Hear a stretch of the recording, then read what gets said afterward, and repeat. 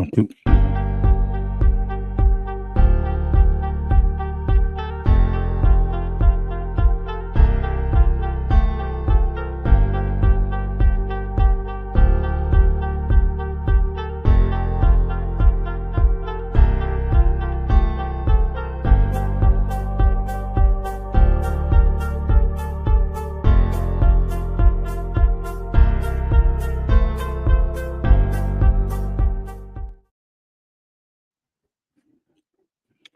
Ia, patalofa atu i tatou pokalama ia whaamalulu atu i le ia ua whaifoisinga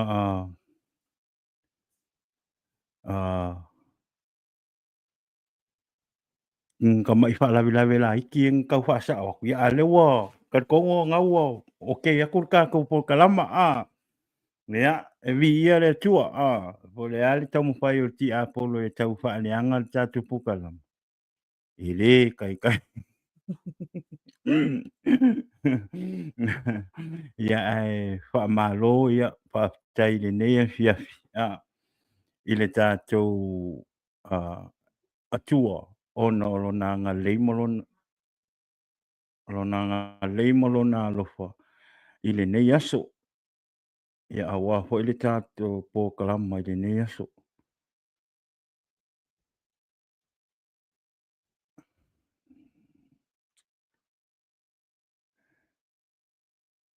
sa'i mai a whaamulimuli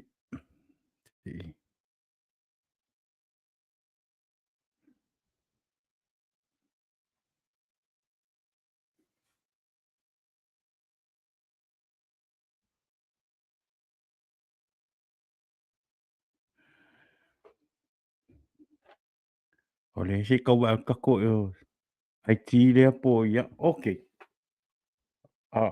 okay ia oso kako ia via le tua ia ele ia se me e fai ngofia me uma a whaalango lango ia ngau seki manuel pokalama ia patalofa atu le tātou paanga mua le sunga i le ao le sunga ia pokaki malouso malol whaamalosi ngiaso ia fo e whatalofa la atu e whatalofa atu le pokalama i le nei afiafi ia te oe o loo mata mai le nei tūla whaamali atu ono nei whaale tonu la iki ia le amatanga inga o le tātou pokalama ia au mo me whaingofia ono whai ia e whaafitai i le tua i le nei aso ia ono lona anga leimalona alofa ia ua tue whaavanoa le nei taimi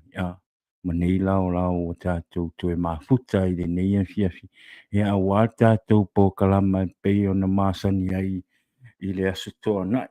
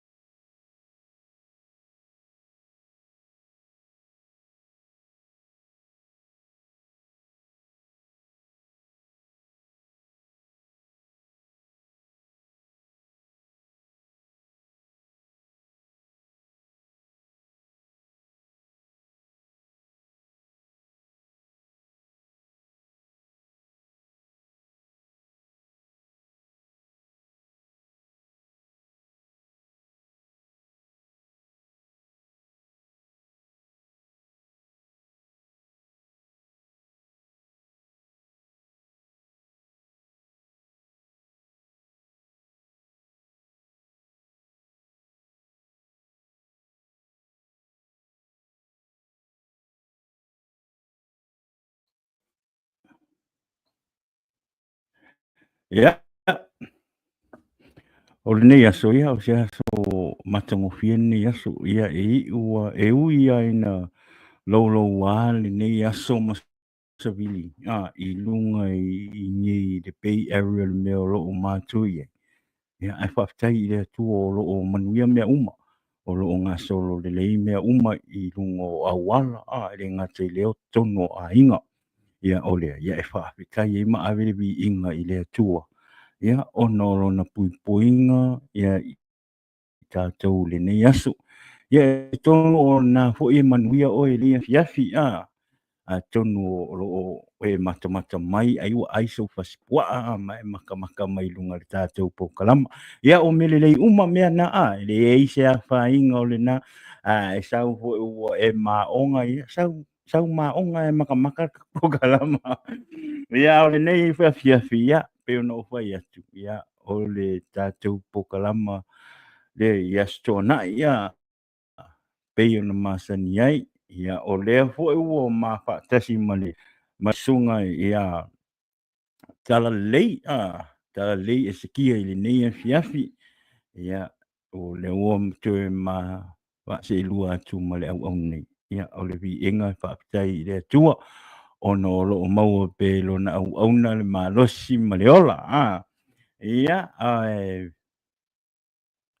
ia mai lenei vaiaso lausuga i le Miro Wayas. Miro Wayas. Miro Wayas.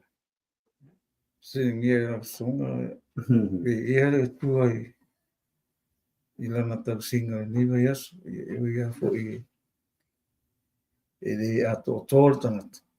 Ya le tua na ti fa le leia ma fa ato to ina fu fuang o le Wayas e o a fo nei ya so ia tele timunga ia me se fo na isavili ia o le tei mea ma le me tupu ai. Ia o le alofa tuno le tua e pe ona tatou ia. A vea whaamua ma le whaamaro lana leo leonga ma lana tausinga. Ia maisi o le pui ngā le tua e le mawai o tatou tangata. Ia, o le nei vai aso ia. Ia le i mea le lei, vai le sui ale le lei o le tua. Ma rona whaamaoni. Ia, o rona alofa e muli tai. Tau fi mai tātou i tiute ma whaiva, ia, o mea umala, ia o le atua, o le mafuanga o tātou, ia, o le mafuanga o mea le uma, ia o le atua e au na vi, ia, ngai fuafuanga fo nei vai aso, ia le atua i mea umala, na mana le. O le mali ia, Wa whaalonga ngi kai au whaambe sa saule le tornado asio ia ke rongo ngi wa yasung kimu mai ale song fukusa video al melo ki fa yako wal mele le ngo fa so ai le stofi pul mal va yasolente mel mele a fu pe a o yaso sa vili maso makang e sawale alert fo ngale fa ilo mai ka ko le malo siol sa vili ma mea o le a kukupu ma mea fo ere kukupu ala kukupu e fa ilo mai e alert mai lunga o ka ko ken fo e mai ma ua peanga fa pele sa o le maliwa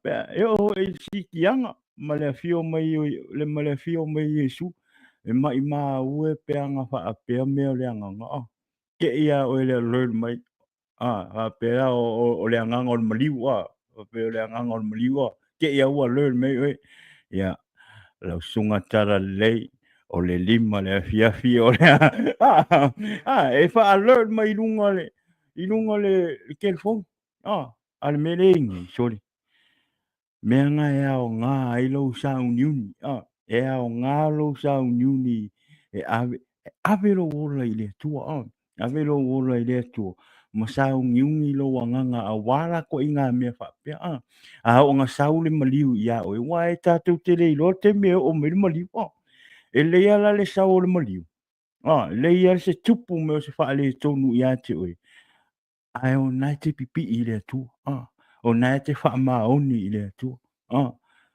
ia e wāre mere ko ki kia umar ngai vai aso ngale alert me o sa vili no ma lo sa vili o le kimu ia o anga po le tornado e vai o whaailoa mai. Ia aolou o langa whaaleanganga. O le fio mai o Yesu ke riso mai si tianga. Ia maleoti. E re whaailoa mai au. E re ke ia o le patonu o le kama. Ke ia o ting. O lea. Te tau ia te o na sau ni uni lo wanganga. Ani lau sunga e sau whaapopo i lea. O mea umai e kako ke kilo ma tato vava ai le upo le tua. Wai o le fionga le tua. E le o au mai ai se fase se mai se foi o se upu tau mate mo le tangata Kirisiano fa mauni. O le fionga le tua, o le mea e ao na nofo sa uni ma malama i tātou. Wā tātou te leilo le taimi ma le tu asu. Ai, o se mea e ao na tā pena e ai ma mawhau to toa i. Wā le noa i sisi. E o wale taimi al wala au mai o le tua ia te oi. Ia, po au ka po ke leilo. Ai, o se tā penanga mo se sauni ninga i pe ona. Wōn mai ei pe la patai mai ei la fionga le tu, pai mai. Iau ku makala makakalu. Wai tātou te leilo le aso ma le tu aso. Ia fio mai ei le tali o tanata. Ai pe o se mea o lai e mo moli mai se fe au ia te oe maa mai tātou umale au Kirisiano. E mai se foi le larorangi ato. E te tā pena pena. Nana kau ke le o le kingo le langi. O le kingo o le kingo anga sama. Ai whaktai ai Yesu o ia whamamā i ka kou i lona toto tāua. Ia, ma ka kou mamā ai, ma ka kou mā ngalo ai, o whaalelei ai tātou le vāo tātou ma le tua. Ia, e ka kaulai a ka kou, o ma ka penga penga, whaalelei a ka kou i keimi uma, i le vāo tātou ma le tua. Ia, o lau ngā i loa i ai, wā e le loa, o e le loa ia, a o le tua o na sila fia mea uma. E teimi tātou te whana nau mai ai, ia o teimi foi tātou te whioti ai, ua i le tua. E ai se mea i le awhionga le tua i le whailoa, ua i le tua, i lana whawai, ia malanga toi awe ese fo. I tātou wola mo lo o tō whifua, ia la unga ia, o le tāpena pena, o le tāpena ina o lo tū whale anganga. Nanga i ki le aru whale kingo. Ka ko ke le o whare kingo kau ke o whare ngana. O lenga koe sau Yesu e uwhiuwhi i ka ko maka ngā. Ia, inga ia ka ko, ka ko ke le o le lava la vai mo le tu kau ke o umanga i ele pa i o le tu e koe uwhiuwhi ka ko. Onga o Yesu ro ka ko ri. Ia, ke ka pe ngana e whapa i ai oe ala le upu. Kau si fo ka ko le ami tonu mo le fa mau e ala le upu e ia no sasi e no se e o ka ko fa le ko ai le va pela a ko le su fa kula o e mo fo ia nga se le ai pa mo ora fa ko se le o la fa mo o ye su ro ka ko puvanga ye o la fa ku mo ka ko e ki fa ko ese e mo ka ko fa ko ese i me se ai ka ko ia mo ro ka ko mo i le malo le tua, ia sa unga i loa i ei le finangalo le tua. E aonga ka ko ngofo mara malama ai. Langa o le tua e anga mea. Io la unga i loa, o le kapenga, io, o le mafau fau fale anganga, ia po le loto fale anganga. I tātou te fau ai ka kou le wha maongi, ma le alofa, ma le ani tonu le tua. Ina ia whai tātou ma whana o le tua ala. Ia Yesu le ke viso man mano.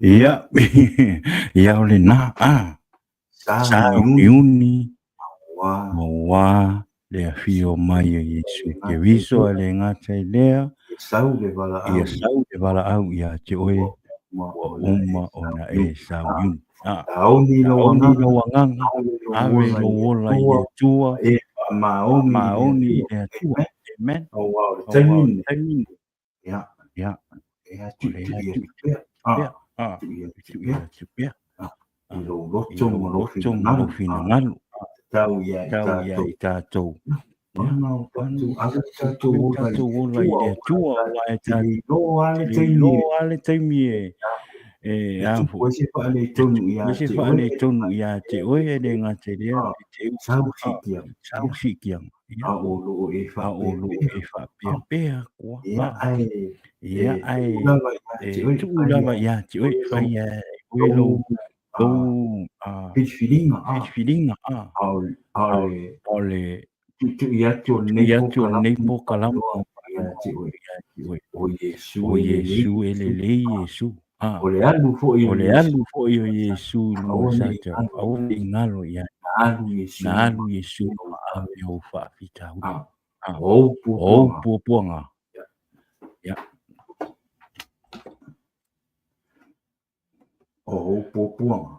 o puang na luma Na amo to tasi Yesu Ya ai pa tai ia ia le tu ono anga leimolo na iuia ina tātou whaalu ia abi ia le tua ono rona mai ia te oe ma te oe ma i lau whaaleto i lau whaaleto lo leu sita lo leu sita ia ba petai le tua tai le tua ia lau sua te ia lau tono le ia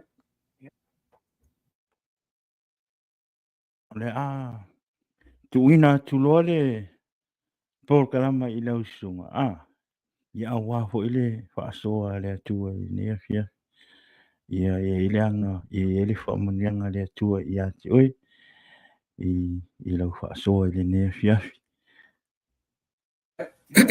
Fatalo fatule.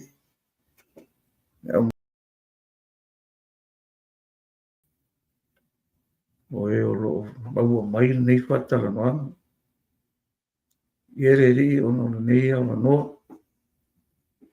Tātou te tuwha ai ma whaasoa soa ai. I a fionga le tua. I la fo se mea e mātou te au mai ai. Le a fionga le tua e whai ma whaamarosi. I te tari tonu se mea le leile mo tātou. I re wa peo le a fionga a koa le tua la. La kako whaka ngofi le ai. Oni vaenga e tā ua. Ma ono mea i le soifua. Ma le au onanga i e maisi o le tātou tautua. Yo mai le ngata o le whaamanianga le tua i tonu a inga, tonu e kalesi, mai se o le maro. Wa o le tātou wala au ina, na wala au tātou e le tua e whaia no fina ngaro. Ia o tununga lai ni nei fiaf. Ia o le ase mea o le au ima i le anganga o le tua le tātou whaso. Ia, e le o le awhionga a toa le tua tātou te whasoa. Ia o ni vaenga o le awhionga le tua tātou te au mai e whai e le tātou whaso le nea fiaf. Ia, e whaamanui ai le tua ia te tātou. Ia, e whaataro patua e le nea fiaf e sua whamani malo i e superviso. Ia, wa o ia o le ali ima le whaola. Ia, o ia o le tātou puvanga. O ia o leo lo whautua mo oe mo au. Me tangata ke siano. Ia, ap tari tonu ia la a matana. Whaitawina se upu mai le awhionga le tua. Ia, e whai mo whaamarosi. Ina ia longo a le awhionga le tua o tātou loto. Longo wingo lau kala. Ia whai le upo le tua mo whaamaneangi o kako loko. E longo a le upo le tua. Nango le awhionga le tua ai. Le ale wingo lau kala e longo a. Nanga e o a i le oki. E le mwhaia. Koe kumang maro e supe o koe whilide. O le winga lau kala e longo a. Ia o kupu uma o le langi, o le laro langi.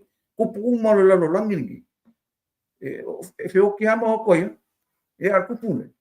na toi tu manu malo mai i le fa malo sila ne fe o mau le Ioane nai lua wa upo suma lua se ia fa ngaka fa upo lua o nga vaenga i o le fionga le turo i tomu se tatou fa malo e le ngata o le fitu fa i o tatou ia ai vaenga o le fionga le turo i fasi faitau le e mwhai ona a mai e tatou te fa soa ia ma tatou fe tufa ia i le nei fia ia ngale le mai le tua ia fai foi upo le tua familia i se mea o tu e le tua i o ma u foi lo tatou fa soa tua i le nei fia ia o lo fa pele o le fe upo suma no se o le pe do suma no mai muri ane o ma li wi foi i kapa na o ia malon tina mona so ai le ino no foi i ni asto tele o lata mai fo le pase kai utaia ona maliu ai leo Yesu Jerusalema ona sila fia ile marumaru o e fa tau povi ma moe malupe ma e fa tau tupe ona nofo mai ai o ia fia le sasa i mai tuaiti ona tuturi atu ai lea ia te ila to malava i fafo o le marumaru o ma moe atu ma povi o sasa i fo o sasa i fo tupe a tangata fa tau tupe ma furi atu lau o fa pe fo ia ie fa tau tupe ave ese ia nei mea au one fai le fale o lo tama ma fale fa tau oa ona manatu ai leo ona so o le upu ua tusia ua awina lava ua aina lava au ile mana o tele lo fale ona fai mai ai leo tangata i utai o fa pe mai ia te sa le fai longa i te faali mai ia te matou ina ua e faia nei mea ua tali atu Yesu ua faa pe atu ia te ilatou ina le petia o le nei marumaru ona outo e faia lea i aso e tonu ona fai mai leo i utai e fanga fulu ma le ono o tausanga o fai le nei marumaru pe e te to e faia fo e oi i aso e tonu a olona tino o le marumaru lea na ia fetalai mai ai na tu mai o ia na ia woti ona manatu ai leo na so ua na fetalai mai le nei upu ia te latou ona latou talitonu ai lea i le tusi ma le fetalai ngā Yesu ua ia fetalai mai ai ia uso le la ule o le kemi o le paseka ia mai se le mea nai fa mai e fai po suma lua ma suma tolu o ke mau e mai fai po suma fa ma suma fi o mea ngai ko kupu ko kongo le manu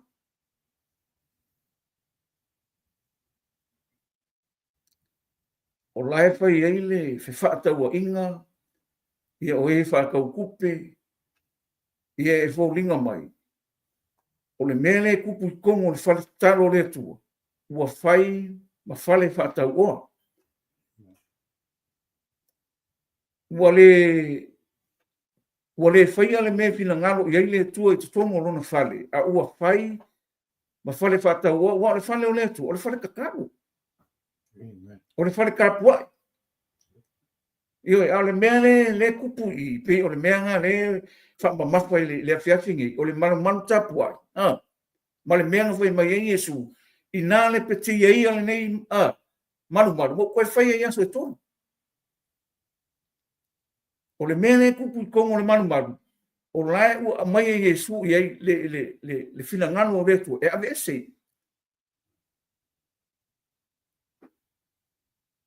ai fa tai le tua o le fa mai ngol man longo wing o le fa mai o le ave ese le o mea o lo fai mama keki uso o le marketplace le mele le wing o la tala o la o fai no fa no fa ka wo longo wing e fe su ia ia o le kupe ia mo le mele con o fa o le fa mama ina na Yesu con o man e ele ma fuanga na ngala o fai ma fa le fa ka wo Wale fai ma fale tapua, wale fai ma fale e fale titaro. O me fa wai di ino le tu ala ua. Fai ma ma keki. Io.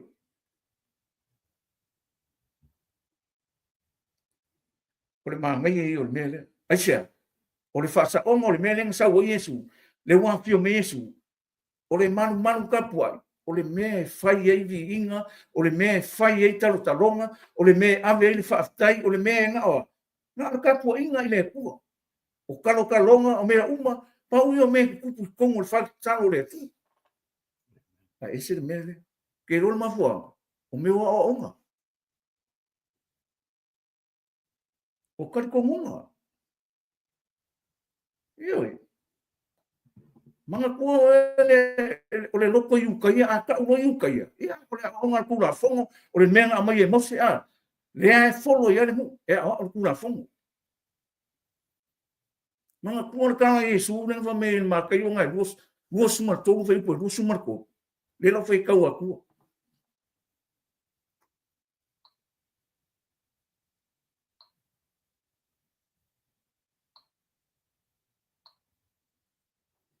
fai mai o ta lo fai ati o to tu si upu ma fa saio tangata pe o to avatu me se fuwa yo le mili male a neto male kumina a o tu o to me sili o tu la fono o le ami o tonu ma le alofa ma le whaamaoni e ta taupe ana whaia nei mea a au foi le tu una me e role me le ku na me o le kingo le me se fuwa ele mili e kalango me fo i le po e o me o kumin o me ke o le kingo nga ruenga le tu o me o onga le ko me sawa Yesu i kangaka pepelo o longa wing o me ngi o loku o onga e o kele fai aku le ana langa ka pua i fai loku le ku a ka ko e se na male upo le tua e se na me ku kongo le malma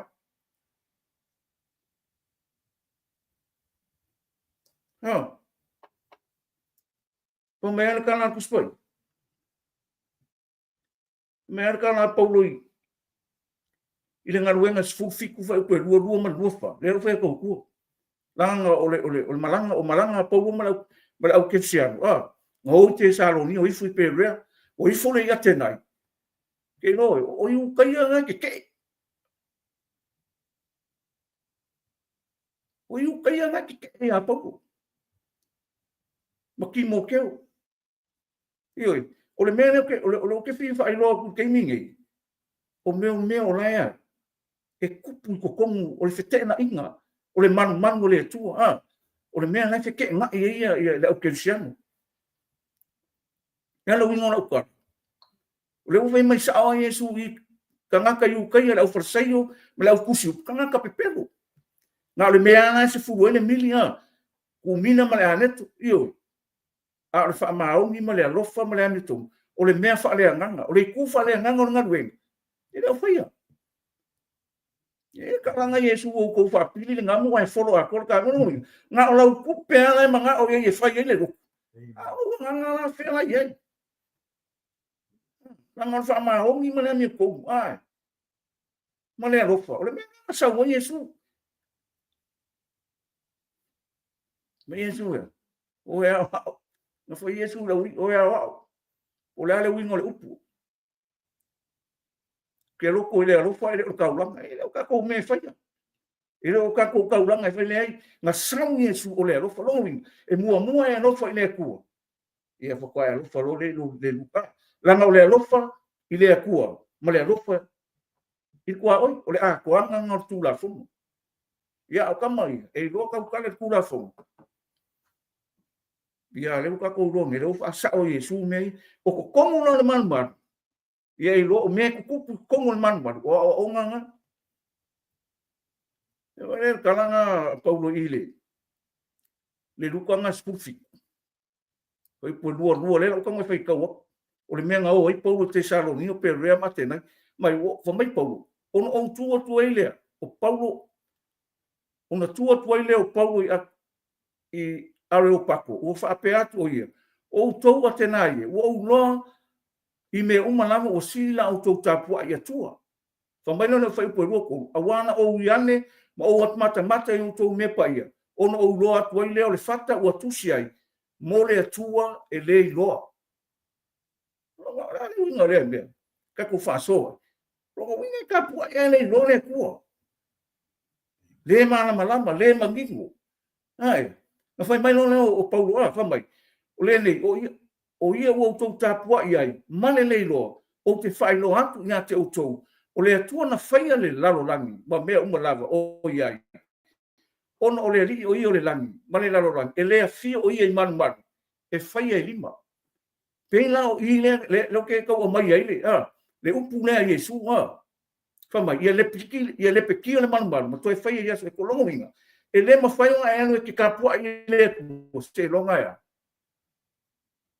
o le peki kako wa ve se uma mea ia le kupu kongo le manu manu ngala ia le o nga sa o le o kako fainga o kapua inga asia langa ka kaun ka kapua le pule nga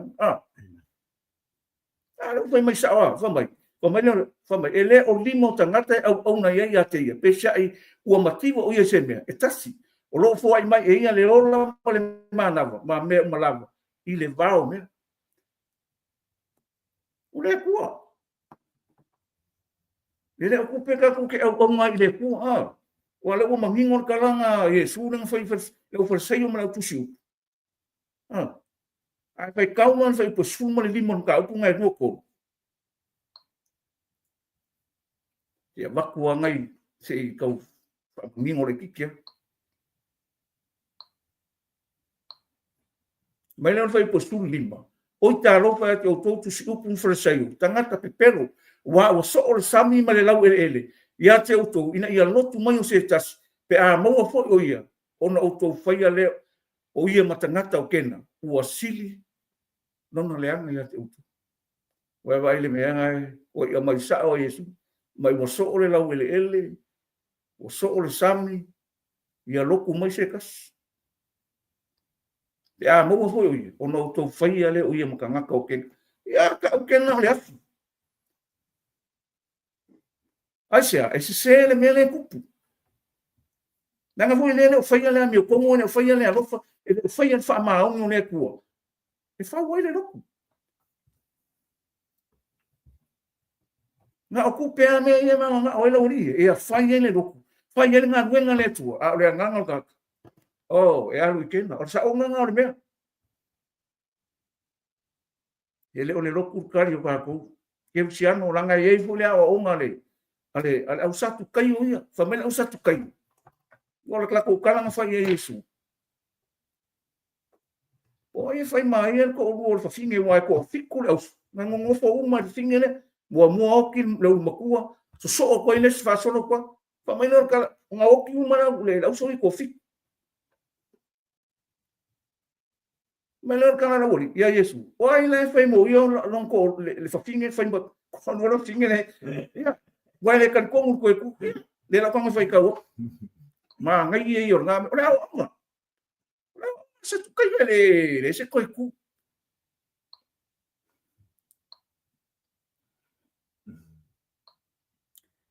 oke kali pongo o ka ko fi o le lo ai alu mangi o kupu o ele ki ele ku e lo vi ino na ngere se vi ino o lai sa ili mai le ku o kongo lo nganga e sau o ia e ki ele vi ino na ke fai ku fa mai ka le Yesu o mai le lo fai ka ku la ngor kala ko le me ko fai ka fo mai o mai ya te ia o le au sa tu kai o to fitu o e to fitu le sto tu o e ta o fi le sto tu o la to fisili mai ya te ia o fa pe mai le wa o tu si mai mo se ya te matu pe a fai ele pe a fai o ti le uso o le testanga o fai la ngava o ti ia ele aisa na fala ia fai a valo no uso e fine ina ia tu poi se ngafa o no uso ia e to fitu le uso na fai a vale na fai a vale tu o ti ele aisa na fala o na fai a vale ile fine o le pitoane ia o ti foi ele aisa na fala o fai a va o ia lo na tonu fa pe foi lo na to fitu o la to woti o le ina la to fala ai mu ia o ti fine a o fo le toitu o ai so na to e ana leva awa na fai a va ai le to fitu ma ngai ana kali Yesu pe po korfa ona tali atu lo Yesu o fa pe ia te la tu o tangata o le olanga nei, ua whai a wā manu fotane i lātou. A oe ta ua ngaina ia maua i lātou lea o langa. Male toe tu mai o e boti. Lātou te le whai a wā. Pēno fotane. E le mwhai foi ona toe oti o lātou. A wā ua lātou tusa maangeru o whānau foi a lātou o le tua. O tangata o le toe tu.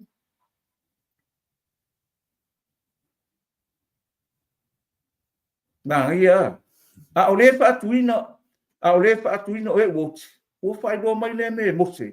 I la auta tare no ta o le li o le tua Abraham le tua foi o Isaac o le tua foi o Jacob e le o le tua ia o e wot a ola a wa ola uma ia te ia vai le mangai wa o onga o me ia nge kupu nge kengi nge nanga nela fai no aku e ese le me nge kupu kongo o le karisia mamona ese uma mea Io, ene kukusa.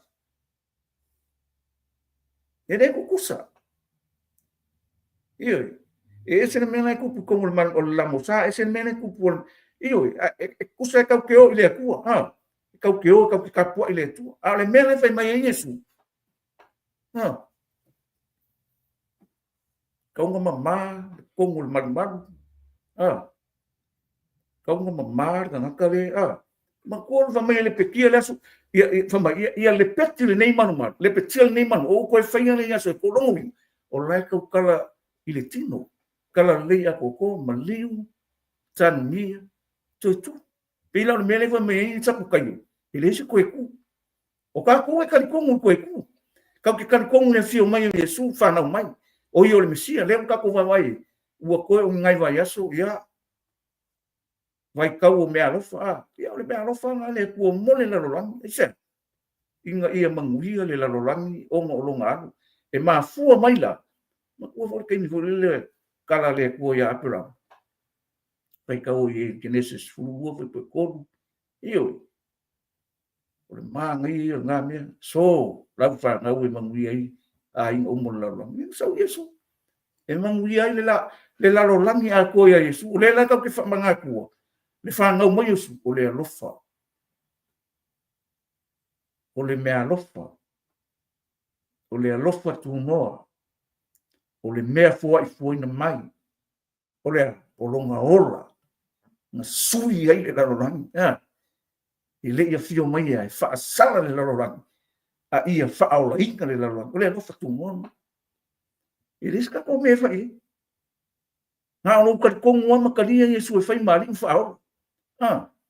Inga ia ia ke oile nanga o le alofa tumo o i muli malu mem le nanga ko ia ele muli mau se loku ale o kala mo Yesu a ka ko na ka ko e lua sum e fa o le kuse yong e lua sum fa e kala nganga Yesu finga samari ai saure aso ko ke le ko ka po ile mau e ko ke ka po ile le nganga langa o le ku o le nganga o e ka po ia ke e ka kau o ka po ia ke i le nganga ma fa mau o le kala no sau le so ko ke le ka po e ko ke le ko ka po ile mo le ngi e le sau o le falesa e sau o le ku e ka po ia e ame i inga i sau e fa mo yanga pio kala po no fa ya tena tole ngai ko ke ka po i malele lo o le makua po sa ngame ai o le ku ele o lima o le nganga o le ku nga fa ya mea wa mangai o le fiong ku so le wingo na ko mangai o le fiong ale tu na fa sa o ye su yu kai ke lo mi fa sa ko ngol man ye o ina ko fo mai fa sa e o le man nga fa ko ngol ka ko lu su ko e o le man fo mai aka ko ile au ro mai a rio wa mau le ale no le man e po i ai le au ro mai a e o le fa ka fa ka ranga akusa i su lau forseiro ka pero o le onga nang o kanga kai nga ke ya Yesu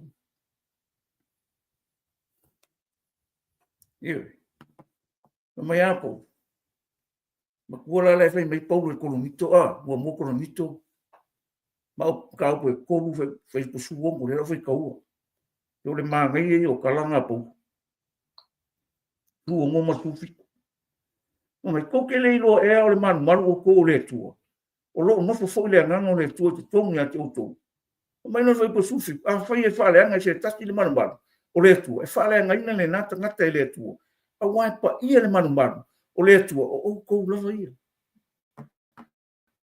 pa ko kingo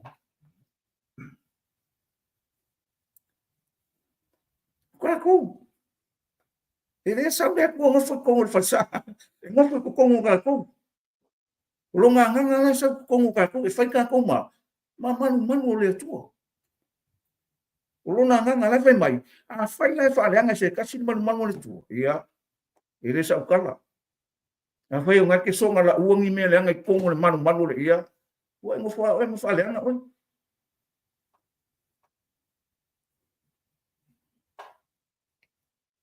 ngo fa oi ma ese le pa io le ko mo oi nanga pa ia le tu e ala pa ia ka ko le ko ala fa sa o mai le o fai mai e pa ia le tu ko ke le lo e o ko man o le tu e no fo le nganga le tu o le nganga i le nganga o ngale pa ia lo le tino o pa ia lo le tino ai sia le ngai pa ia le tu le ka ko ke au o mai o a me ne ke kam fai fa fi ai oi lo ma fo fo mo no o a me ke kam fai la ko mo lo kingo fa fi ai fa ma li ngai so le o ngai ki fa le le me mo foi le ku o la que fa le nga le me mo foi le nga o le pero fa ku me que fa ma singo le ai o le upu ai le sa o le fa le nga ine man e fa le nga le na tanga le fai oe mo ka ngaka o wha mangianga e te kaukanga me le finangano le tua e le ngaka e wha mangia oe e le tu ai ke wha mangia ko isi e ala le upo le e le oia kaku a ngofo le ngana ioi e le so kaku mo e skaku poko po skaku e le so kaku a ngofo le ngana le ku kongi ake kaku e wha mangia e mangia na ngana ia oe le ku o le makua mangai o le fasta onga le su le lukura i ko ia nanga ko mangai e ui anga alu e su rungo saka ia ka karsa o e su rungo so o ko e ku le aso ile uma ile ngaka ile fua e ko e ku mai e fiu wana o ia la ko onga man la ko kalku ia makua fasi o kia e su ia makua lilu le iya nanga fa me kala Yesu wow o ia ai fai kau mo na mo ko ni to kau pro foi por sui galera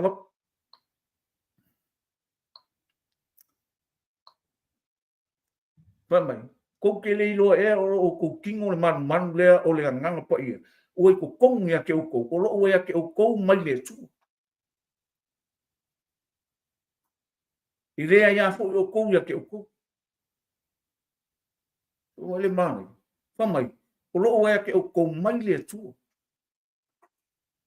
o ka ko o mea le ku ele mai pa o le mea le rio la langi me fai ia fe se ka ia fe se ka i ma fo fo ka ia le dona ka le ku ma ia le mo ka le mea na sa o Yesu ora ora fa fa ke lo e ka ke le mo fai ka ko mai ko ka ko fe ka ke le fai ka ko sa o fa sa o me se mea nga ma nga ia fa sa o nga le Yesu lo fo sei ka sa o me o pole ko le me le ku ko le o fa sa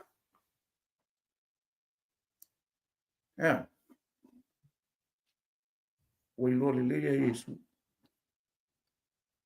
e nem finga sa o e pinga o ke na e ke le finga ko sa ko e fa sa o me nem foi man ka pa o e le ya fo o ko ya ke o no win O le ko ia ina ska ko ia pe ka ko manga na. E fai al finga ngano le ko. A le ora fa va ula fa ka mai. O le ko ia ska ko pule. Wa uma. Wa uma no pule lo ma fo fa kingo, wa uma no pule lo ma fo fa tangata, wa uma no pule lo ma fo fa le ainga. Ai. O le ka ngako le ainga le ti. Na. Oi. O le tangata o le ainga o le tu. Ai sia. O le man le ngang. Pa i fa mai o fai punga i wasfu. A ua fa tawina o tau le tau. O le nei i o tau vivi atu le tua i o tau tino ma o tau lo tua nganga. O mea le kua. O umanga fufuru ka ko. O umanga fa mamanga fa tawina i ka ko le koko a. Fa tau e fai ma fale e fai ma au rosi ka uranga. Fa tau le ale fa aula inga ngako. Inga ia. Mai ka ko mo ska uranga e ole ni yo to vivi atu le tu yo to tino ma o to ngang o mea le ku ia kala ngono le man fa le ngang oi wa o le ke siam o mo fa ma inga o mo fu inga pe mo fai mai o fuli ia lau wa ave ese uma me le kusa mal kina ngalo le tu ko mo pa ka ai o ke mai inga le piki ia ngai man mo ko fai ia so ko longo wi o ke ni mali wa i o toto ave uma ka ko nga sala fa mau rungo sa ko fulu ka ko nga mai no le o ka ko sala kan longo mali ko ku mang marolo ia ma ya karna ka ko nga ko ku pio mo fai o kala yesu yo ya sa tu kai ko se ko ele ko fai ava ele ko mo fokangi pe io ai pe o ani no mo wing o le manga ni fia que ka ko e o mawa mai ni fa no ka ua yo lo mana malama le ku fa le ngango oi ma mai ka ko ke siano o le fale ngang o le ngata fale ngang ai fika foi lá o Yesu o le makuri mang o le fa vai o ka ko lo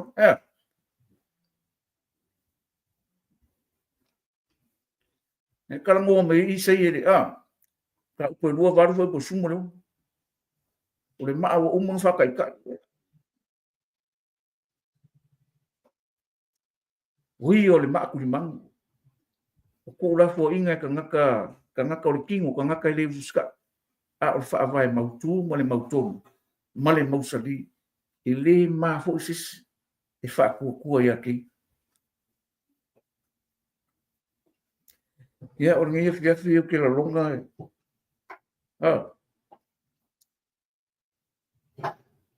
e vai fo i marunga o le loko yuka ai fai ka vulai ka punga ko le kusia ngaruinga fa paulonga nga ta o mata mofi e le pipili ngai e ave i ka ngaka ngai e ko inga ia e ai ka maro ingi mea ai fai ka urang ka punga ko o le kusia ngaruinga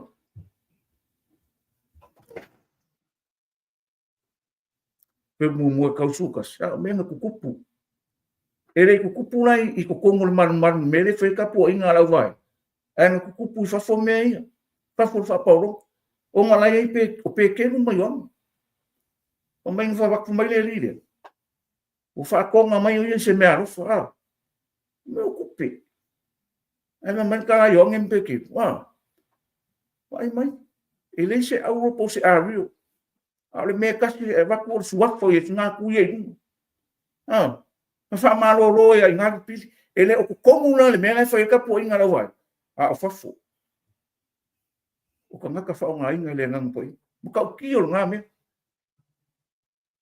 ya fa ka le me nga fa me wala ku pili wak mo o so a ka ngaka le o la lo uma e ka ngaka i kongo man man ka po o ka ngaka le ngo fo la sa ngo fo fa o la ti pili ai me ku o so o vivi me nga fa ko ina a sa o me e ka ki fai ele nga kai vi I le ko I va venga fa ia e fai ro ile mana ka ki o nga me su o le me nga kupu fa fa poro e va ku kong sei maka ile uri ile ma fai nga kupu ni ma venga ku kong o falsa sei longa ile ku ke do wa venga fai ile ku so le ai umor ko fo I ke uskan o le ele foi ele ko ni va venga fa o nga ku ka ko e o mo ti apu ele ma fai ele ma fai nga ko foi fa pe nga fina no le ku me yang fa o nga yang fa ma lo nga yang fa ele va venga le ku ya ku e fa o nga mo ngai mo lo nga vi ina ni o ke le nga le wo I ka ku nga o fa ma lo nga o fa o nga o fo lo le fa le lo lang ele ni me pe nga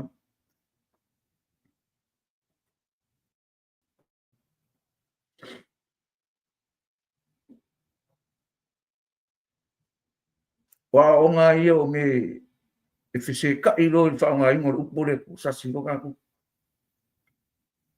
wa o nga na ora o ia ka ko mo me le ka ki fa ka kari ka ki fa ka kari ko e fio mai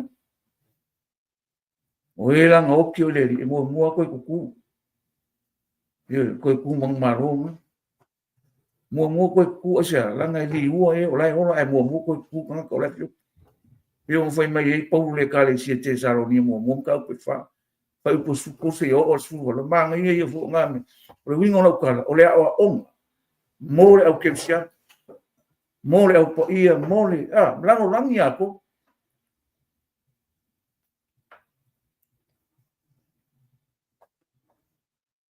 e le ai no se poko fa le nang e le ai no se poko fa le ku e o kia ka ko me fa ka ke le fa lango lango ka ke le manga nga o le ku e nga lue mai ma fa I lo mai inga ia ka ko lo sa va di ku sa mar fina ngaro le tu nang o poko ai o me la langi nga ka la langi e ka ko manga nga o le poko le ku ia e mangui a me ka ke fai ngai fai mai fo io ia ko po ai vo io le fa so ia ko po me le non ta tu ngai ko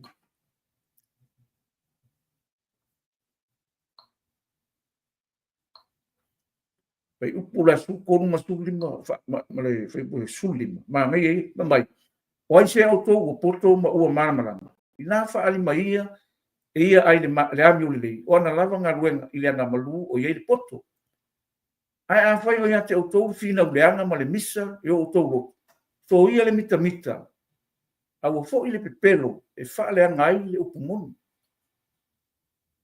fa le ngai le upumon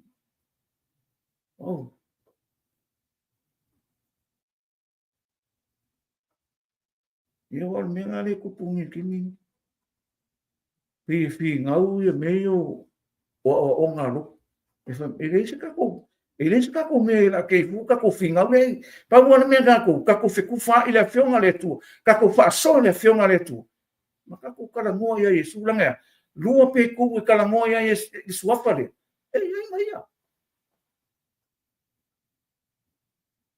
va mai le fa tu le es fu lima ele le porto le nei wa wifo mai lunga a le la rangi ia o le mea fa le tino o le fa te mumi ia vai nai kau ke avea lo ka ko manga ku fa ka ngaka poko fa ka ngaka kau ke faia fa ka ngaka lo nga ruenga le ku ia o le mea ngai mo o mea fa ke mumi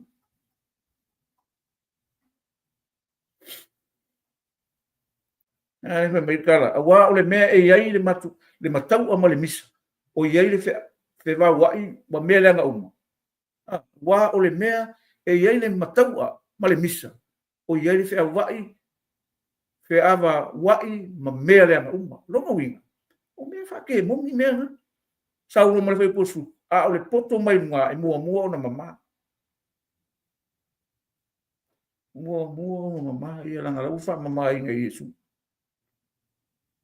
Ile ua file mu anga malu e ngana ngofi e tumu le alofa ma le fua lelei e le alofa faapito e lē faatagafai ua lūlūina fo'i le fua o le ani o tonu ma le filemu e i latou o ē faatupuina le filemu ia o le finagalo le apu e o le poko lalagi nei e lē o mea faalekigo laga o lisi e maga'o e fai mea faakupu i mea o le kigo laga auaugaga i le so le lau fai mai sa'o apau e le o lima e le o galuega nei mikamika se kasi leai o le agaga kau ke fai ai mea uma i le agaga mamā le agaga o le poko le agaga o le filemu le agaga o le alofa io le agaga o le aga lelei io i lē faatagafai i lē faapiko io o le finagalo lona o le atua e afiafi pe kalikomo e o le kāua i o kākou laga o kākou o kākou o manumanu o le agaga paia mankua fo le kala a Iesu e fai kaunga kau pe rua kusia fari menga lengo lengo fai aku e le o le loku nanga o le ekalesia i Efeso Tuatira Samuranga Laodikeia Filadelfia ekalesia ngai fikule mai Iesu le woni e le o se loku Efeso le o se loku Laodikeia po se le ai o kangaka o le kokongu o mea ka o kangaka o le ekalesia o le tino na le loku o le mea ia kangaka e mea na oi mea na o pe o le ke fia me fai sa ugo manga o le kangaka fa'alena le ai la e ke anu le loku kapua pe o mea lenga fai loa Iesu kongo manu a vese e se alanga o manu e tapua ia i le tu e ile kalanga pau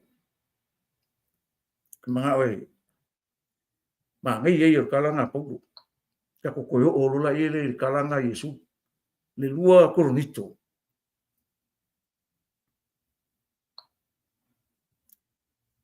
o ongo su fa o su wat pai mai au atu te amio falinga tasi mai le te tonu wa pe fa pe fe ona fa tasi o le amio tonu ma le amio le ana pe fa pe fe foi ona mafuta o le malamala ma le pouliuli pe fa pe fe foi ona loto ngatasi o ke riso ma peliaro pe fa pe fe foi ona tofusia fa tasi o le tali tonu ma le o le tali tonu pe fa pe fe foi ona loto fa tasi o le manu le tua ma tupua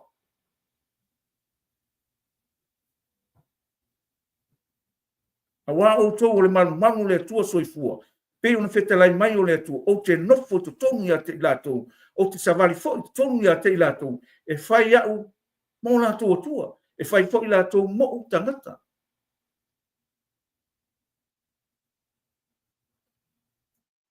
i savali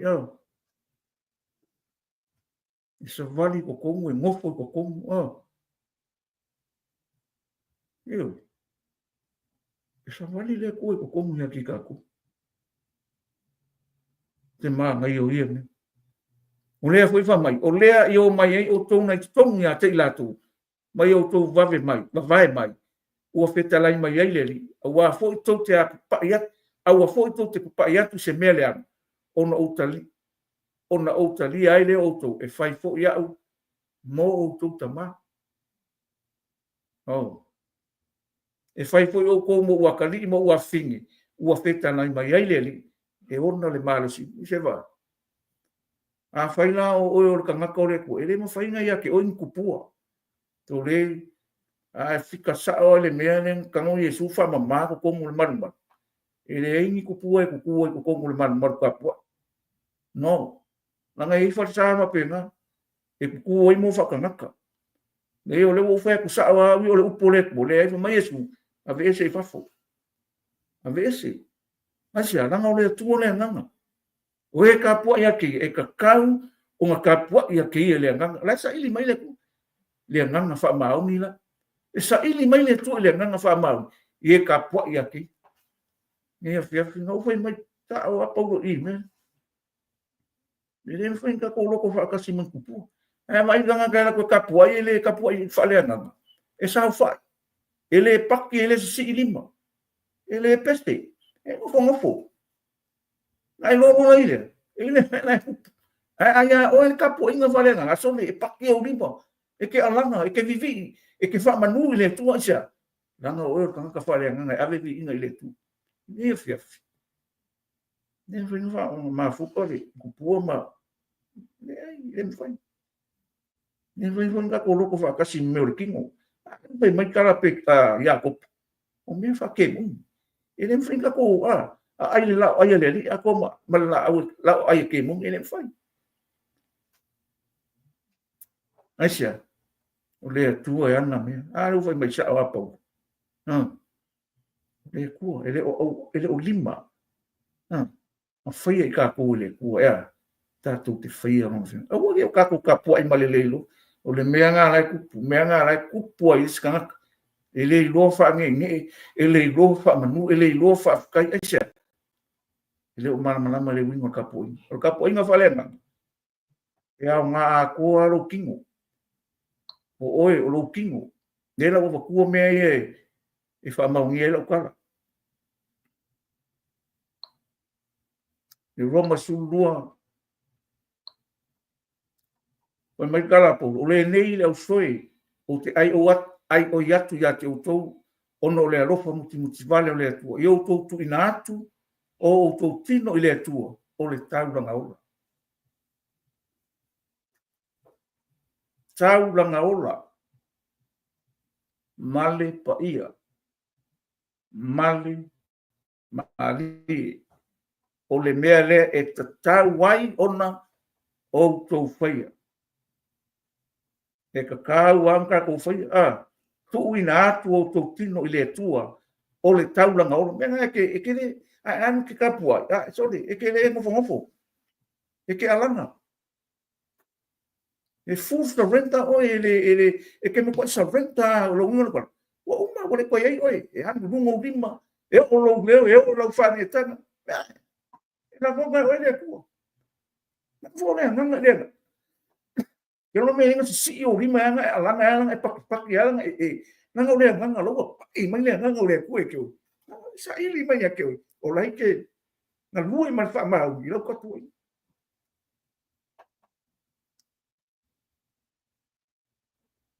fale oi o kaku o oi o le au ke siano ai au ngai ke o mangingo wingo lo ka o oi o ka ngaka o fai oi ma maru ka o maru pa ia ile tu e fai alo no finanga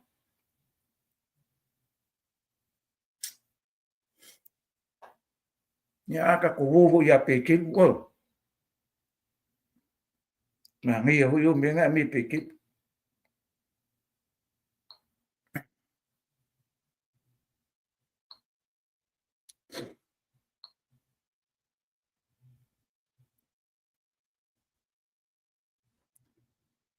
mai pe ke o ko tu pulango filfilia o tupu mau taulango le nupa ia male nu una fa tawina mai ina ia o to watu ona le lei na ia wala au ya te o to nai le pouri e o ilo na lama mana mo kwa ofo e o ka ko le pouri ka ko le makanga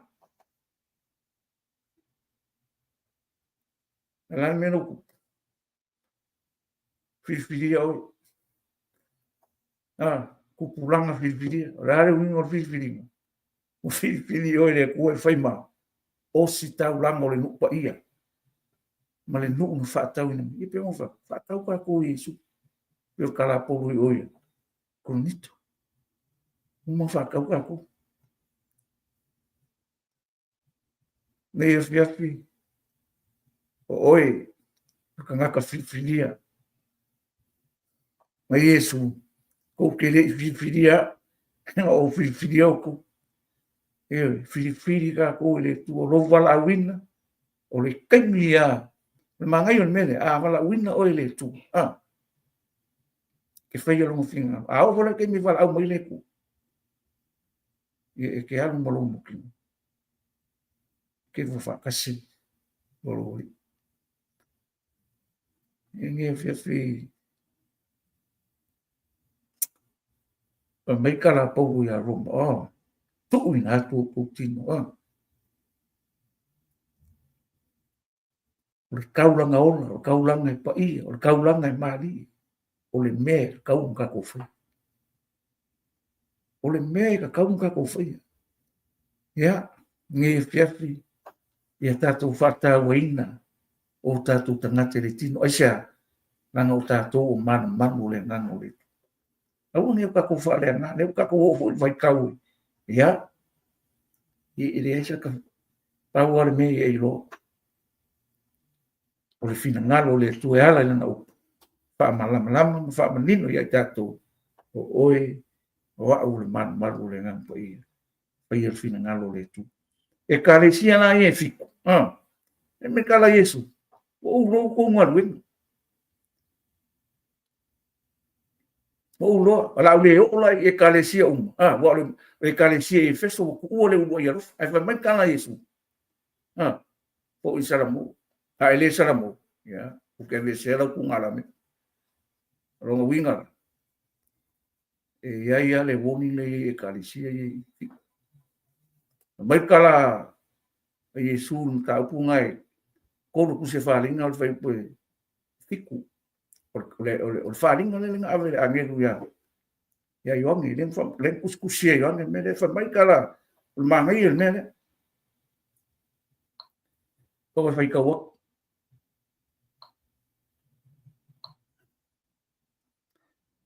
o mai e tu si poi ile angelu le kale si fi te faia o me nei u fai mai ele pa ia o le fa maoni o le o ye ki ta vita o le na te tala e le ai se na te wha amawina. O le na te wha amawina fōi, e le ai se na te talaina. O mai nona kala, whamai, o o roa ngā ruenga whauta, o o tui nātu i o runga le whai tuto o wawa noa, e le ai fōi se na te whaia o na punitia, a wā ua ia te oi sina mā rosi titi, ma ua e tausia la upu, ma ua e lei whaafitia lo noa whauta, o te tui nātu i lātou o e o sunako sātana, o e fai mai o iutai e lātou, ai le ai lava, a ua pipero i lātou whauta, o te tai, ia te i lātou, ina ia lātou o atu, i o ruma, ma ifo atu i o vai, lātou te loa foi, o au, ua o alo whatu ia te oi. O mai roi pesu, o e tausia le upolo o msai, o le foi o te tausia ia te oi, le tuaso, tofu nai, a o mai le lalo langi uma, e tofu ai, e o nanofo le lalo langi. Pauta o te vave aluatu i e tawhi mau i le mea ua te oe. Le a vese tasi pou pale. O le manu malo te whaia le ma pou tū le manu o loa tua. I le to ufafo lava ia o te tusifo i a te ia tusifo i ai le suafo o loa tua ma le ingoa o le ai a loa tua o Jerusalem faulea e aluifo nai le lani mai loa tua a toa foi ma loa ingoa fo. Ma ai le ngai o me fa mai kala fa au ko ke va velo e ka au fi mau le me o ia te oi le se tasi lo pan ke lo ngai o le ka le sile e kaufi le upu e le fa fiki le ngo Yesu io ai la o ye si ka mai malo si ala i le ka le sile ai le o le kwa malo si te fa mai o ka kala le fai ko ko watu yo uma e va longo e ava ngo ane langi kai mi mo e ka le sile nanga le upu ma le suapo Yesu ele foi esse sin kau io kau kia le mangi ha ia kala honga la Yesu le foi a peke un kau po suru o mo kusia mata io e po suru viva e va mai o me ke kala le lam o le ka le sia le kala ngo Yesu va mai peke no o ke akia e la e ka le sia e lungo le nipa ele mo fai ko te ona manu malo mai o me ke kala le lalo e ka kala o me foi e ke fusi le lalo fusi fai ro wingo o le mama ma ku ele ko le ma ngo le ka le o ka se mami ke manga o ka ki fa so le ka le ka le e ele matau e ia le mi ngau e ia le ava i le tua ai vai ko me fai ma puku man man esa o le mang malo ke fai le ma puku man man lo tua e le ko e fafo la vai oh man ia le ku ia le tua ele o le nganga o le loku o le nganga o le ku le una mea ia ile ma fai le nganga o le loku kakala ni fai ko amani ma kakala le lang ile ai ele fai le nganga o le ku nga lue me yuka konga inga ia ka ko fai fina ngalo le tu nga fai me sao o le mang malo ke fai le mo putu mal malo o lo tu ile ko e fa fola vai o ke kusi fo ia ile swafo lo tu ma le ngo le ai lo tu o ia sa le fo lo no wa ma ki ngo ai vai na o le ka le si le lo ka ia le ka manga le fai me ia o yo le mau o ira foi kau aku ye tu si fo le angelu e ka le si o le kai o me nei fai mai ele amen o le mo li mau mo ma fa ma o le amatanga o me na fai e le tu o lo nga wen e te le ma alili e te le vera fo o te loto ina ia e mari e vela o le nei o e fa le o modua e te le ma alili e te le vera fo o le mele o te rua ia tuai i te oi lo mutu wa wa e fai mai o te se mau o ua fata mau ai ngaina o te le mativa fo se me tas o a ua e le lo o le malaia male pangati male mativa male tau aso male le lava lava o te fai ia te oi ia e fata watu ia te au le au ua fa mai ina ile af ina ia e ta mau ai ngai ma ofu sina ina ia e ofu ai ina ni lo le mau lo le lava lava male vai mata e nini e o mata ina ia e pulai o te awai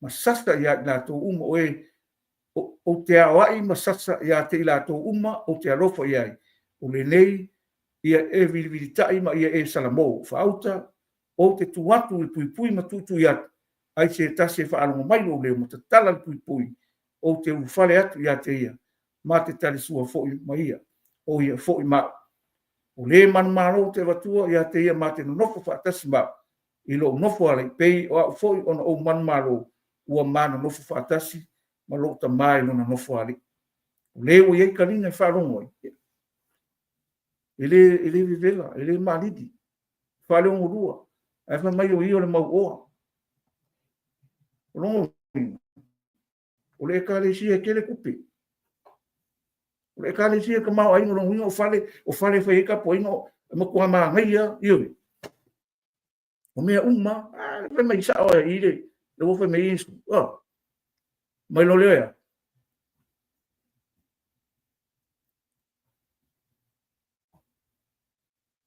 o te faiat ia te o e fa ta wat ia te o le aulo fa mai i le afi ina e ta mau ai ngai ma ofu sina e ofu ai ina ne i loa le mau lo le la va ma le vai e nini ai o mat ina e pulai longo ka wasko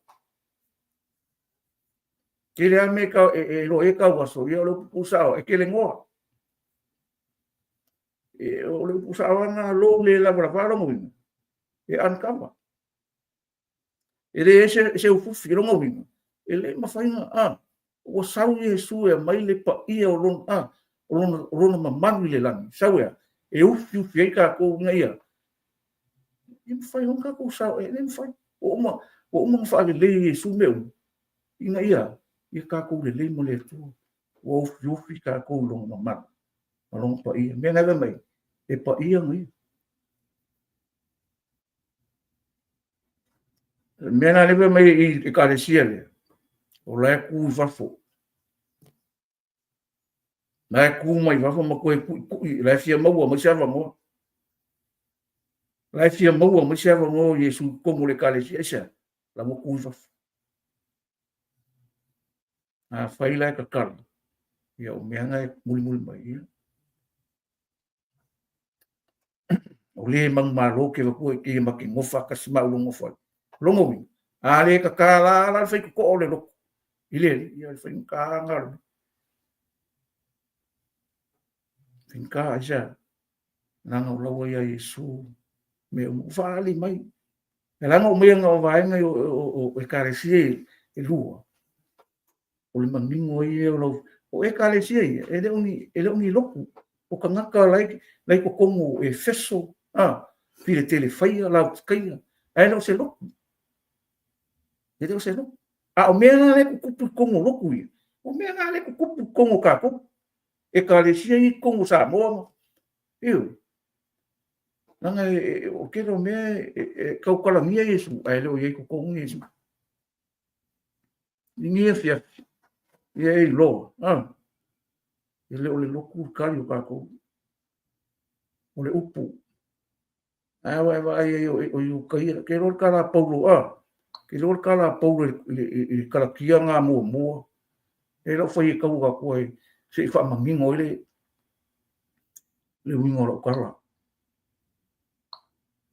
ka mai paulo i lang kala i lang ka pingonga wa o to fa longo la wa mionga na mua ina o le loto i utia sa o matua sa wa la le ekalesia le tu ma fa ta nga ai e sili fo ilo walu le loto i utia i nisi to te lo no na mato tu pulanga fa tas ma o matua na tu o tama a o le tu o le na fili ya tamu ina fa na mai wa mana wala au ina au i lona rofa tu no na fina ngalo ai o ia na ia fa ali mai lona alo i tongi a tau ina ia o folo ina atu inu ese i tala leia te ia ono o le fili lea matanata mai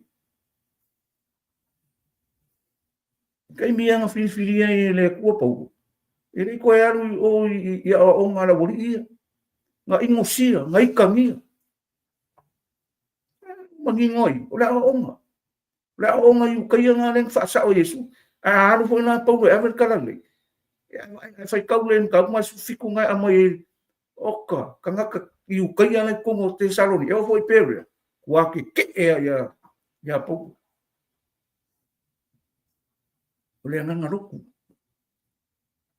nena le ke nga ira ru ni fiat o ke le fa so e ke o ngorelo o te fa so ya te o le ekaresia o le tangata fa le nga o le tangata e no foi le nga pa io le tu ina e lo le fin nga lo le tu o ni fia e lo o le ekaresia e lo o le tangata pa ia e lo o ke siamo fa ma lango fin nga lo nga ve ku e pa ia ra ko langa pa ia le ku le muli ale ka ko ya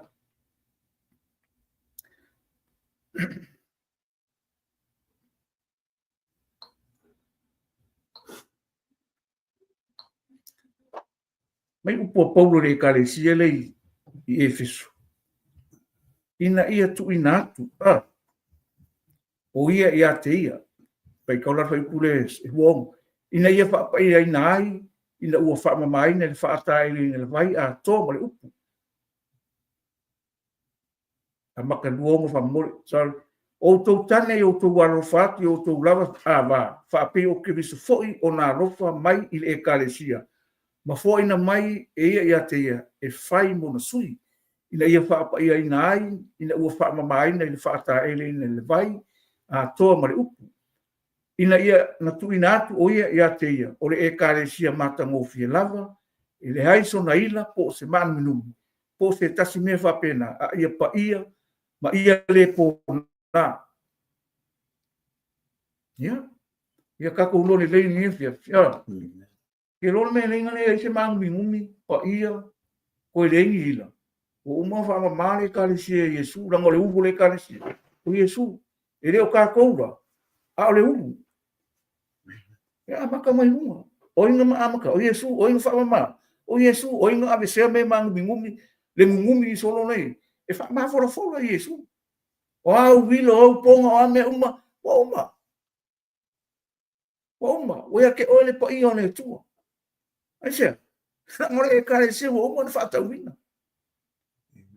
fa ya o le totu o le kare se mama e mama na ka ko o mo le ubu le kare e ka o ka ko o mo fa ka ko le me ko le ko Le kalesia le kufaku, le kalesia na e ke alu na falsa. E ke loa o tangata tapua.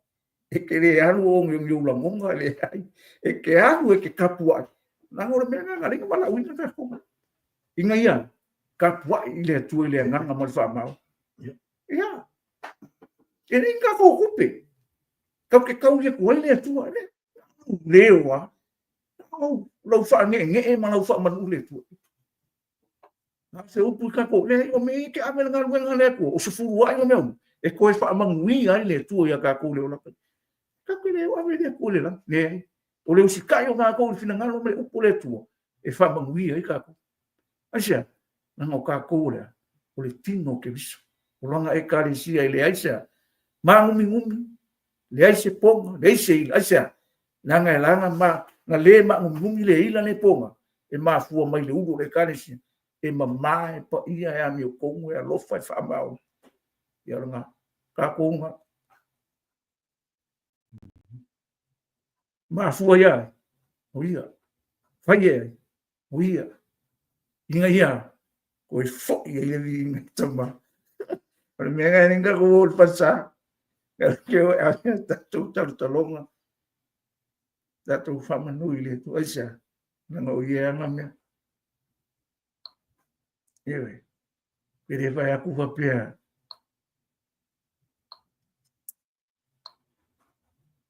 Vai kei me e ali ale la mona whaatino. Ko ngoloku ne la pena. Ai ei lo, ma le mautino. O ufi ka kou le mamanu le tu. Ile ko e ali la kako. A le mamanu ma le pa ia le tu o wha ofu ai ka kou.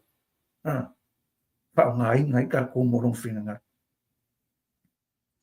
Na mai ka lale a pauru umai rola whaso. Kusia ngā rue ngai rua sifu wa tu rua wai. O lene, nā tau sia o tō ia te o tō. A toa ma le lafu mā mo ma lafu o tō fiai o tō. Ele a nganga pa ia e whai ma leo. Ia leo atu ili e ka le sia le tu. Ua whaatauina e ia mona i lona lava toto. Ia.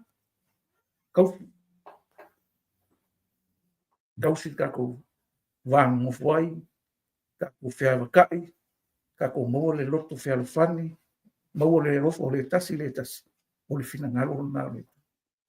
Esu, eu ko whiawa whani. Ia, o le mea ngā ne kupu.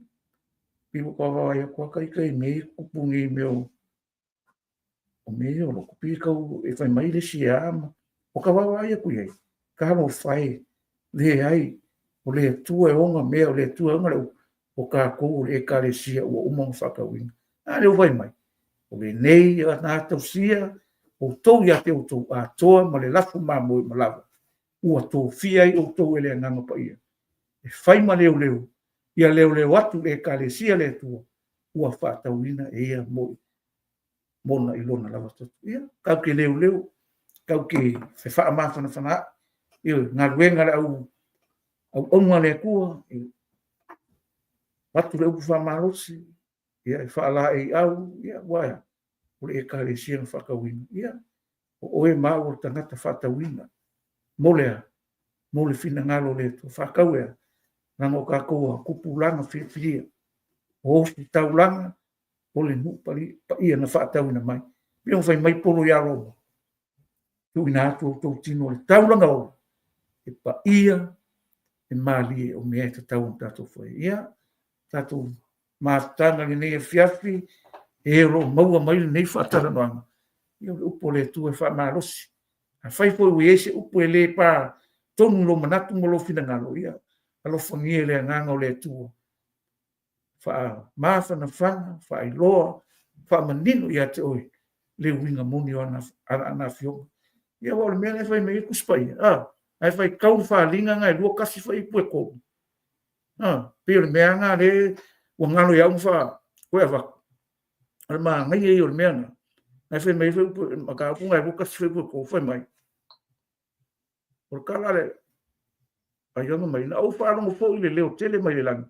Ua whape mai whauta, ua whaatasi matangata, le whare tā whai o le atua, e mau fo o ia mai lātou, e whai fo i lātou mona nu, e ia te ila tu le tu lava o lo la tu tu ia vai fa kasi fa ka fa yo mo kala mo man e ka ki o ka ki ma fuka mo le ku o le tua e onga me o e ne fiafi fa manuia le tua i lau fa longo manuia fo le tua ne fiafi tato matana i le suafa man maro Yesu Kristo me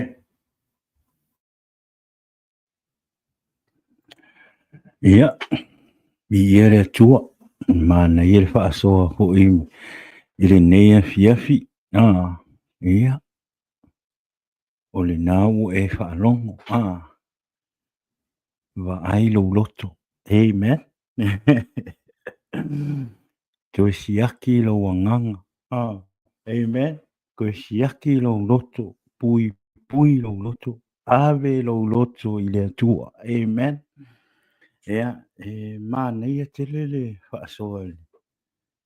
Pa pena ana whaasoa e whaamalo si lona au auna i le nea fiafi. E isi na utama i whaapopoa. Sinta mai mea hapea. Ta te whaasoa e fo. Se avatu fo ini manatu i le whaapipi na i le whaasoa lona au auna i le nea fiafi. Ia. Kusa ia. O le mea mo ia. Ese ka le sie ka kou ke loko ia. Ua le ua ka ua e ka le sie mo. Po o ka puai. A e ka puai le akua leo ke ka puai. A e ka lia Yesu po o Yesu leo ke ka lia i loto. Pai le nā mo e. Amen. Pe ese o me tātou te le lotu ai ma a e moni lo alofa i le atua, ma e tāpua i le atua o lo tātou tāpua i ai, o le atua o Yesu ke riso, ma le anganga pa ia o lo sauto no le fionga pa ia o nai te tāpua i ai, o le vi inga e whaapitai le atua. Amen. Ia, a tātou wofo i le lotu, wha mole mole. A e alu le lotu, ia e iloa, o nala e alu te tāpua i le atua. Amen.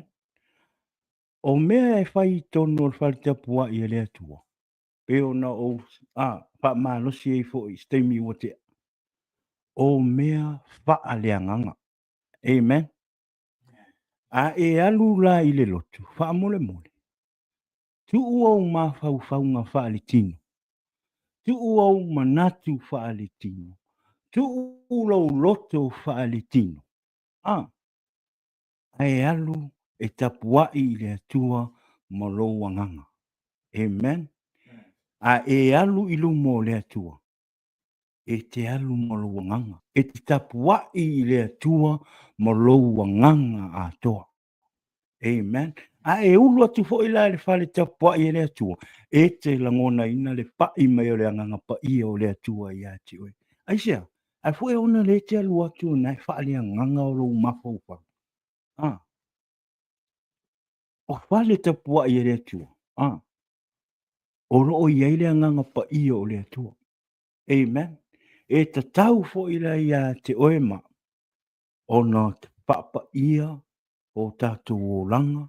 E te tau fo ia tātou o na tātou tapua i le atua ma le wha maoni. Pe o na wha malo se lona au ngā ne fiafi. Wa ailo roto. Wa ailo roto. Ia pui lo loto. Pui lo loto. Le fai mai le, na o mai le fata oto e wha. Fata oto nom ta upo e wha, alo na fai upo e losu ma tau me whapea. Ia sili o na leo lo loto, ile leo ina o mea uma. A wā e tupu mai eile a miu. Amen. Saulo ola i lalo le fai upu lufu whawha me. Tu ese ia te oe le ngutu wha pio pio. Malau ngutu wha tu ese. Ia ia mamao ia te oi. Amen. Mea nā nina o whai atu ai. A e alu le rotu. Alu molo wanganga. Tu o winga whaalitino. Pea e alu ta pua i le atu. E alu molo wanganga. Amen. So e te tau ia te oi. Pei o kawi. A kupusi si ia oi. O tua. O le tua alofa. A e pa u. Te talo i le tua.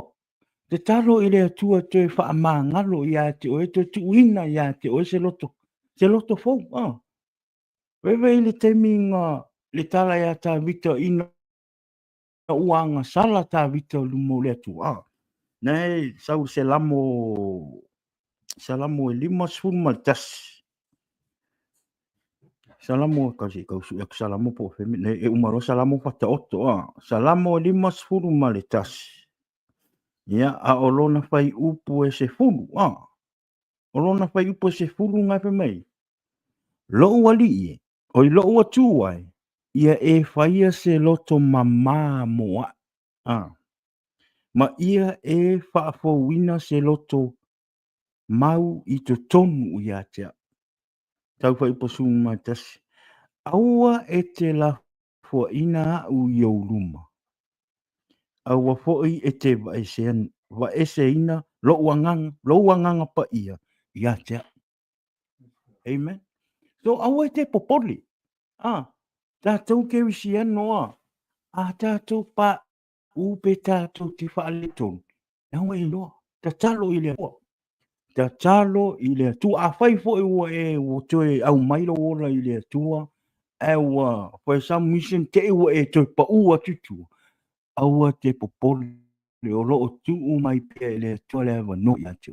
Ele leia i ate o lo tu ma e toi ate tau whai. A e pa u. Ma e ngofo ia. Ia. O le nā lai tupo e le wha le tonu. Vei a tā vita. Ngai loa lo e tā vita wanga sala i le mo le atua. Ta talo lo tā vita i le atua tu e mai si lo te fo. Te wha pou.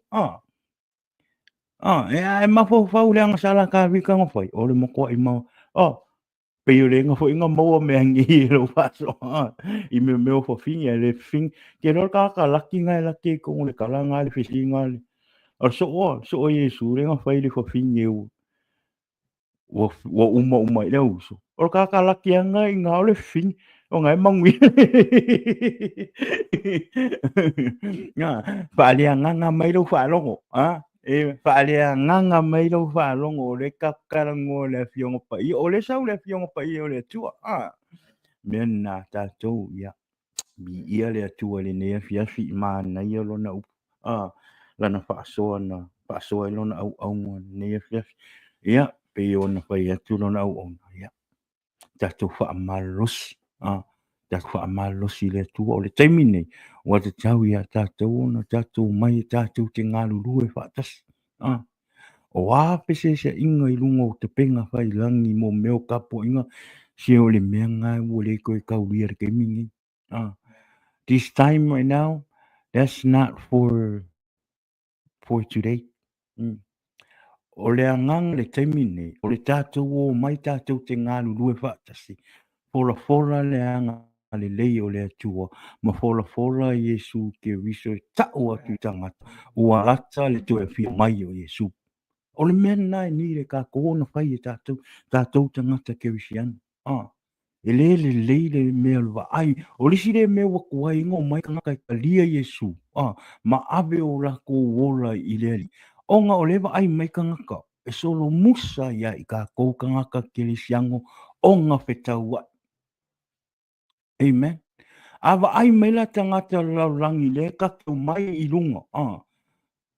Le ka teo mai lunga te pena whai langi, ka kou whe misa solo ai mai, whai o ai le sao ai sao.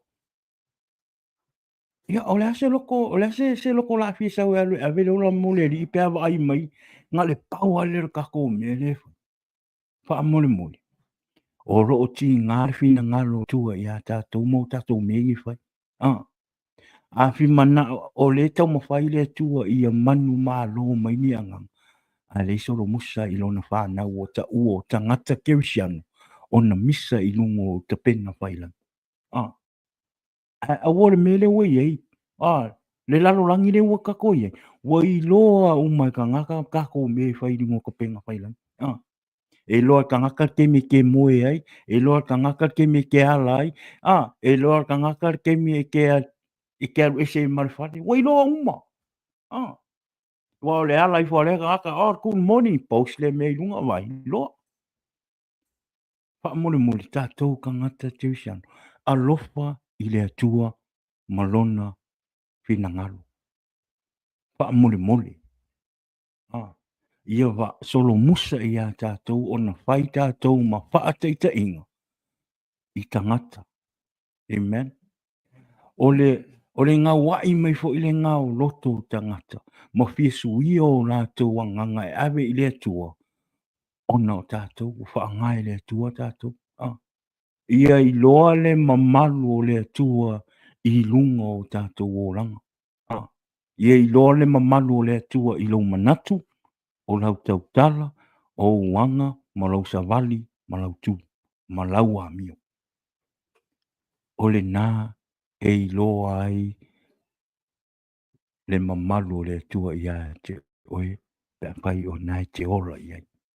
O le whangofie fo i nā lo tō singa mai o nganga o a inga, o uso, o lo i le lalo lang, o lo o iai pe le pongisa, o lo o wha ngā inga pe le whidi. Whaafofie o ngā wai mai o lātou loto, mō lātou whinangara, e awe o lātou ora mō Yesu Keriso. Amen. Ia, o le tari tonu. Ia, o le tātou pōkaramana le nei aso. Whaafetai i le atua i lona au auna, lona upu, le upu whau inga o umona tātou whaalongolongo i le nei afi. Ia, o le nei pōkarama. Ia, na o le tau longolongo atu. Ere o te ua tua i fo i se po o aire ka le si sa o pe sa o le maka po inga le ai. Ma lo tau si la fia. Ea o ma ua ma le su ma le au onga. Ea ese ai ngō e ka si. Ea ese hoi a kukusa e o le akua ma Yesu le kapua e amen. Amen. So te tau lai a tātou. Ona tātou mai tātou te ngā lue patu. Amen. Wal whila ngalo lea o lea tua. Ia tātou. Ia o tātou maua le loto. Ia tātou whialwhana. O le mele mana o Yesu ia maua e tātou le loto whialwhani. Ia ai tele na wāni o whamtalanga vi ia le tua. A fo i le vi inga i le tua i le neia fiafi. Ia ai le i whau mangale, e sisi, ia rana ue.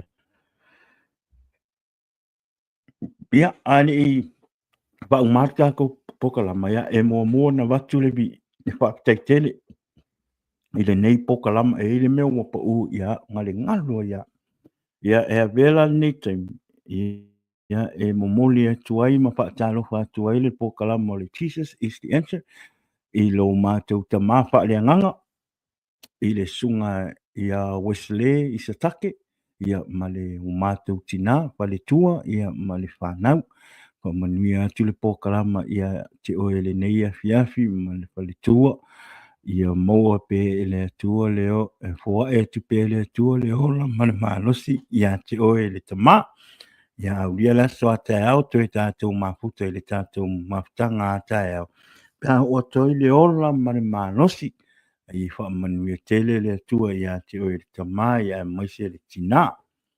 Ia, whawhetai fo i le nei aso, mamoli atu fo i alo whaanga i o tātou paanga uma, o lo o maua mai pia le tātou po kalama i le aso, ma le aso, ia e avea le nei taimi, ia e whaatalo whaatuai, i siau enti, ia ma siau anko, ia vai lua, ia ma eise, anko eise, ia pa manuia atu le atua, manuia le malolonga nei, le nei aso, po le nei po, ia manuia fo isau ninga le aso a tae au, ia alofa atu, i sia u best friend, le sunga le whawhiangainga, ia tasi, wingi, ia, whaapitai le tua i launa whamanuia atu fo'i le aso sapati tae au pea o atua i le ola ma le malosi le sunga le whawhiangainga.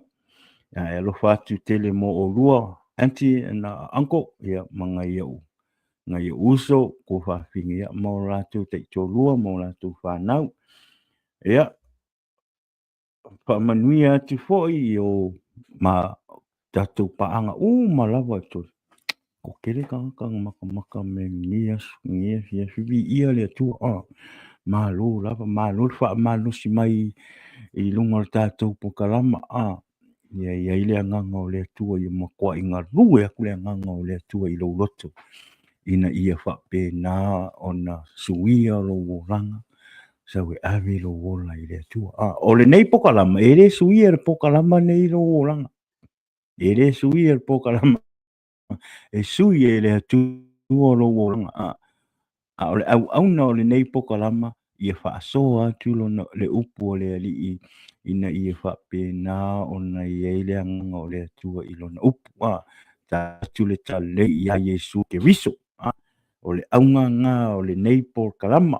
Ia awi ia whaapitai le atua ia manuia tele ia nei po e tātou whetoi i le aso a tae au, i le aso sā, i le afi le ono, pe atua i le ola ma le manos, amen. Ia o le tātou pokalama i le po le aso sā, ia le taimi māsangi o le ono i le afi. Ia pe mausa wa no a paise tau no tua fia. I le ise meo i ai o te pule al pokalama e ngā fu i le wali i le o ngi roku. Ia whaapetai vi ia le atua. Ia ai manuia tele le sauninga le aso a tae au. Ia manuia tele le atua i le nei po. Ia pui ia te otou. Le ngata i lea whaapele nei tu. Le nei po. Ai nei taimia o le matulo mātou share out i le tō whine i a whina. Ai whina i ia le atua, rofa le atua, wa ia tupe i a te oe le tō whine, le ola ma le manosi, wha malolo i a te oe le suafo Yesu ke wiso, i mai le mai, tari tonu ia olo manuia oe le tō whine. We'll see you tomorrow at our service tomorrow, okay, Fina? And if you live near to Hayward and you don't have a church to go worship the Lord, yeah, we have our church address on our screen. Come worship with us. Come worship with us. Let's worship together and listen to the word of God tomorrow. If you don't have anything to do, or if you're looking for a church to go listen to the word and worship the Lord, feel free to come and visit our church. Okay, let's worship together, and that's all that matters. It's not about the church. It's not about much. Just come worship with us. Amen. Yeah, I be here tua tarton. Yeah. O le tātou pokalama le nā nea fia. O wāwal pokalama e piwa. O le ai ua mawhaangorongo kuma le sungai. Ia alofa atu tangi. God bless. Alofa atu tātou whetau i le aso a tae au. Ia alofa maleanga leo le tua. Bi ia le tua. Kusa le merewe. O le ua umang whaaso le upu. Au le manga i le mangongi me ai le fingi al tina la fai mai. Ia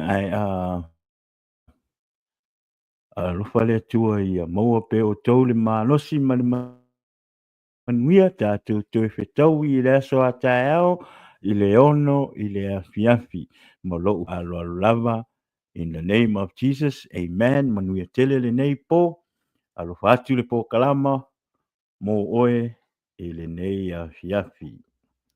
Thank you, Jesus. Fatalo fatu le suapa manu malo lo tātou o li whaola o Yesu ke wiso. Ia o loko kalama le nei o le Jesus is the answer. O Yesu o le tali. Ma tau te fatalo fatu. whamanuia atu le Keresimasi ma le tausanga pou o lo tātou alo atu iai. Ia lofa le atua ia maua uma e tātou se Keresimasi whiawhia ma le manuia. So let's celebrate the birth of our Savior Jesus Christ. Let's give him the praise and the honor and the glory. Amen. Merry Christmas and Happy New Year. Manuia tele le Keresimasi ma le tausanga pou mai lau por kalama o le Jesus is the answer.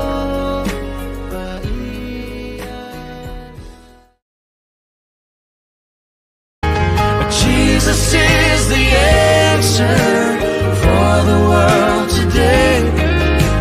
Above him there's no other. Jesus is the way. Jesus is the answer for the world today. Above him there's no other. Jesus is the way.